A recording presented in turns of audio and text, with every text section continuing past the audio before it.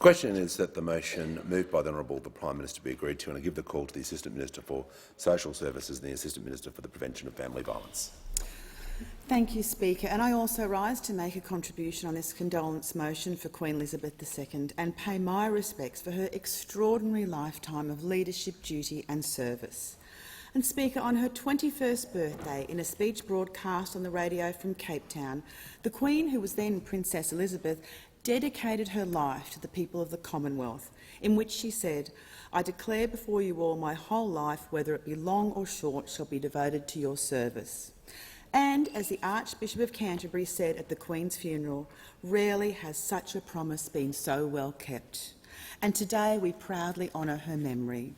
Queen Elizabeth II had such an enduring relationship and fondness for our country, visiting Australia 16 times over 57 years between 1954 and 2011, and in that time visiting each and every state and territory, including the opening of our federal parliament in 1988.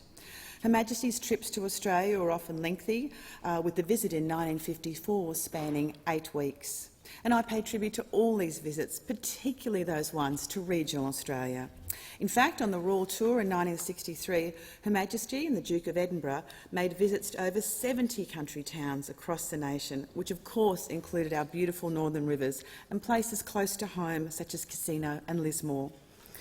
Many across the nation have fond and everlasting memories of meeting or seeing the Queen and were deeply touched by her warmth and her generosity and her interest in the lives of all Australians. In 2000, on Her Majesty's 13th visit to Australia, she explained, "It is my duty to seek to remain true to the interests of Australia and all Australians. That is my duty. It is also my privilege and my pleasure."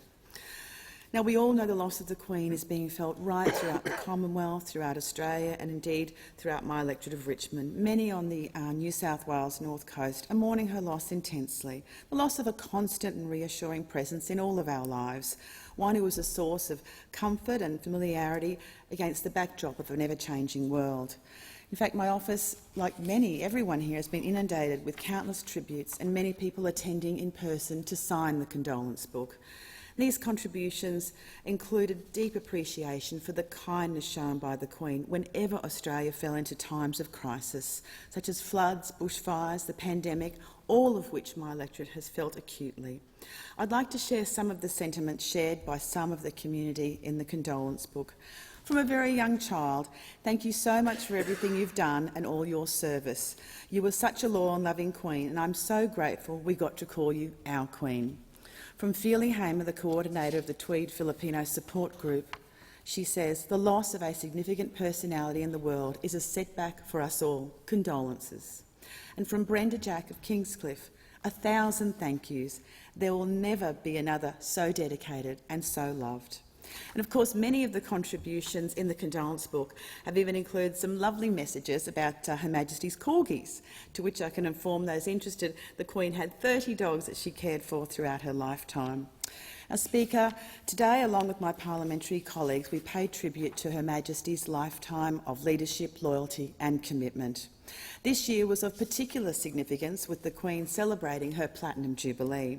And in her role as the head of the British Armed Forces, the Queen acted as the Captain General and Colonel-Chief of a number of Australian Defence Force corps and units. It was because of this the Queen was always a champion of Defence Forces right across the Commonwealth, and she often met with ex-service personnel wherever she visited.